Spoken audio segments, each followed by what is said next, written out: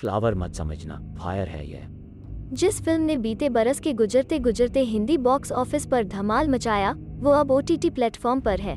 अल्लू अर्जुन आज हिंदी के दर्शकों के लिए अनजाना नाम नहीं है और पुष्पा सुनकर अब किसी को राजेश खन्ना का dialogue Pushpa I hate tears याद नहीं। Allu Arjun star Pushpa the rise जोर शोर से यह घोषणा करती है कि इसे फ्लावर मत समझना, यह फायर है। अमेजन प्राइम पर यह फिल्म हिंदी में रिलीज हुई है, जिसका लोगों को इंतजार था। मूल रूप से तेलुगु में बनी पुष्पा द राइज को हिंदी में मिली विशाल सफलता बताती है कि बॉलीवुड के दिग्गज मेकर आम ऑडियंस के लिए फिल्म बनाने की कला भूल चुके हैं। हिंदी फिल्मों के वही सारे फॉर्मूले जो किसी दौर में हमारे हीरो को एंग्री यंग मैन बनाते थे, वो आपको पुष्पा द राइज में मिलेंगे। कच्चे घरों और संकरी गलियों में रहने वाला हीरो, जिसका पिता नहीं है, जिसकी मां पर लोगों ने जुल्म किए हैं। हीरो जो काम के नाम पर कुलीगिरी या मजदूरी करता है, लेकिन जिसके दिल में आसमान की ऊंचाइयां छूने की आग धधक रही है।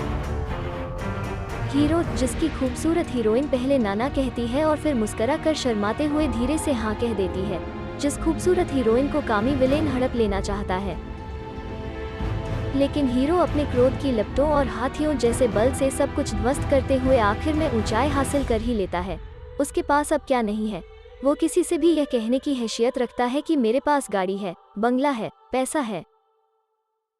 और इस बार उसके पास माँ भी है और प्रेमिका भी। Pushpa the rise angry man का यही नया अवतार है। पुष्पा कुछ नहीं से अपना सफर शुरू करता है और 2.25 घंटे खत्म होते होते आप पाते हैं कि अंत में उसके पास सब कुछ है।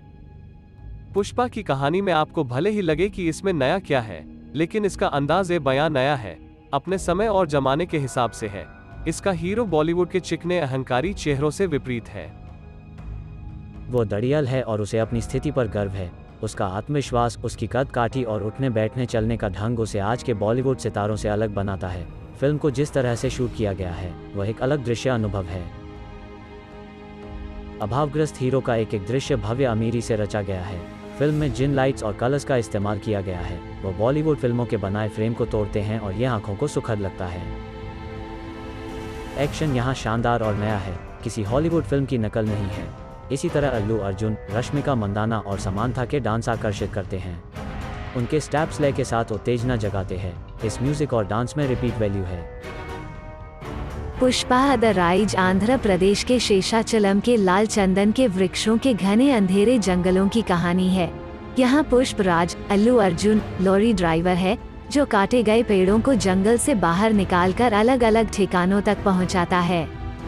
चंदन के स्मगलिंग माफिया पर पुलिस की नज़र है और वो तस्करों को पकड़ती भी है, मगर असली खिलाड़ी पुलिस की पहुंच से बाहर होते हैं।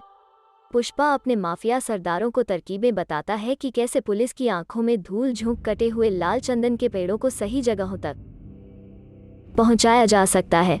यहीं से उसकी तरक्की की राह निकलती है और जिंदगी में खूबसूरत श्रीवल्ली रश्मिका मंदाना भी आती है। मगर वक्त एक सा नहीं रहता और अपनी महत्वाकांक्षा की वजह से इसी धंधे में लगे लोगों से पुष्पा का संघर्ष शुरू हो जाता है। उसी दौरान पुलिस का एक खतरनाक और क्रूर अफसर भंवर सिंह शेखावत फहद फासल भी पुष्पा के इलाके में आ जाता है।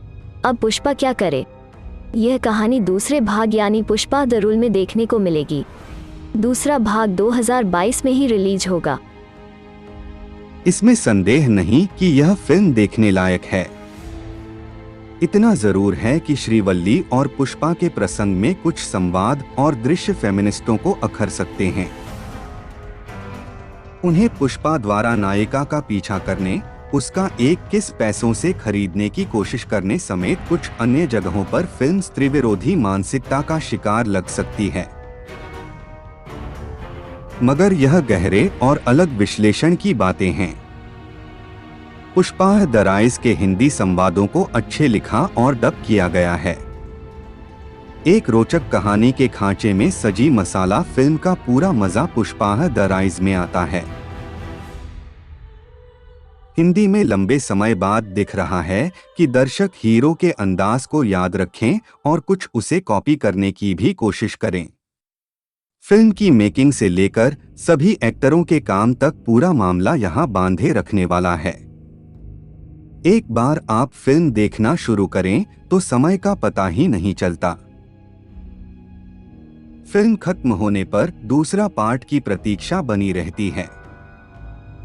Thank you for watching Movie Lover.